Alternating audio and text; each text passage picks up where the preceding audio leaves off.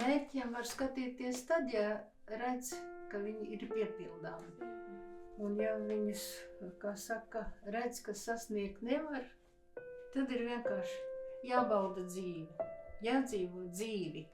Jā. Nu, vajag baudīt to dzīvi, bet nu kā tu viņu baudīs? Tāda, kāda viņa šodien ir, to jāsamierinās, man ne? Gandrīz vajag baudīt savu dzīvi, jo ko es vairs varu.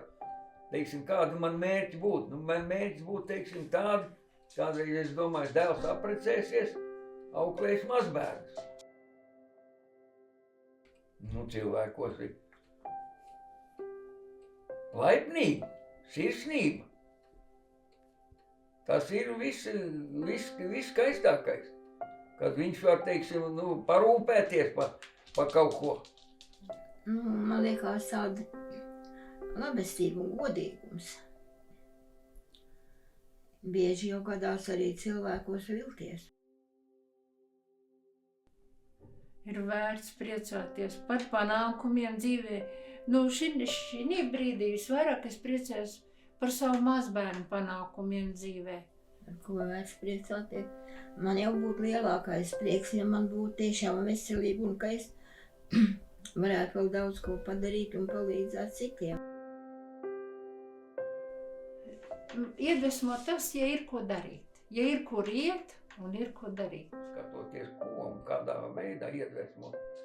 Nu, ja iznāk kaut kas labi, kas ir labi paveikts, priekš kā ir kaut kam tērēts, kā mēs sakām, ir tagad tā rupi runājot, nauda tērēta vai tērēts paša darbs un laiks, ka viņš ir iznācis un ka viņš ir savā vietā un dod labumu.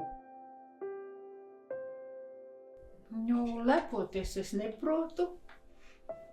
Kādreiz ansamblī vien teica, šodien tu ļoti labi izskaties, tu ļoti labi dziedi. Es teicu, neslavēji man, palikšu lepna.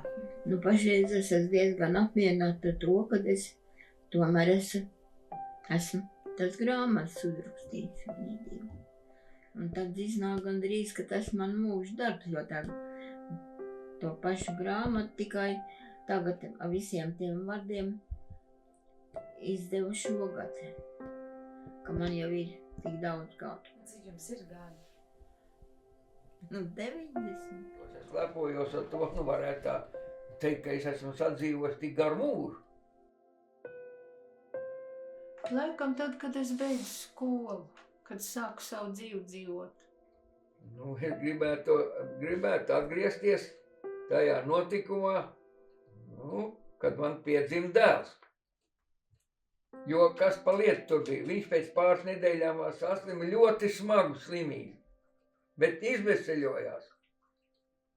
Nu, tas man dzīvē ir vislabākais, kad dēls nenomira, ka bija mazs bērniņš. Nu, grūtākā patiesība laikam bija tā, ka man neizdevās mana ģimenes dzīve. Nu, visgrūtākā pat tā bija, kad es nokļuvu avārijā. Un kāpēc tam es vairs nevarēju vairs būt tāda, kā es biju līdz tam. Viss šitā invaliditāte, viss tā ir avārijas sekas. Braucot mājā no festivāla tur, ka es klubā strādāju Rucavā toreiz. Tā jau nebija mums citas mašīnas, kā tikai kolhozam bija tās smagās mašīnas. Mums festivāls notika Grobiņā un braucot mājās. Mums tai smagai mašīnai pārtrūka ķēde, kas borčus sastiprina kopā un mēs visi izkritām no tās mašīnas, braucošas mašīnas. Un tad es ilgi nenācu pie samaņas. Un vēlāk, kad es atmodos, tad es tā domāju, diez vai man ir rokas kājas. Nu, ka man atteica redz bojājās. Kad es nevaru visu mūžu garumā, teiksim, nevarēju dabūt autovadīšanas tiesības. Jā. Nu, mani mīlestība mūžīgi pret šo, kur jūs redzat. kas aizgāja no manis. Tā arī ir. Kad es nomiršu, es jau teicu, man jau cits nav. Kādreiz latvieši teica, mīlestība ir akla. Romānos un filmās. No saviem radiem viss, kas tā ir dzīvojuši, kas ir nodzīvojuši visu mūžu, bet kāda tur var būt mīlestība vairs vecuma galā jau. Tas jau tikai pieredums tās. Atbildības sajūta varbūt ir cilvēkiem par to, ka viņi tomēr saistīti, vai ne?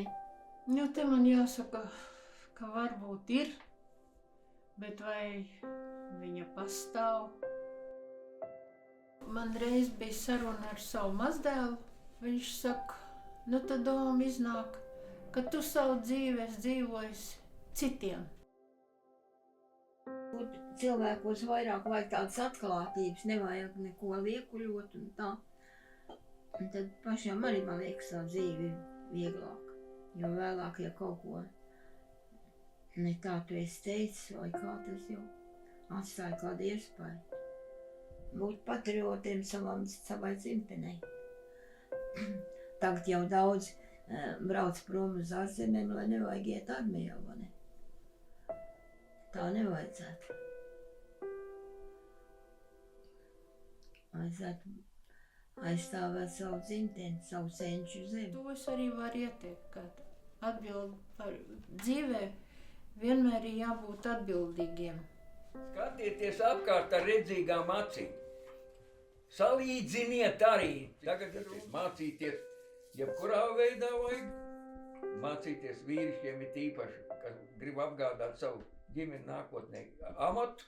Līdz tam laikam, kamēr viņš ir sācis, kā mēs sakām, ģimeni nodibināt.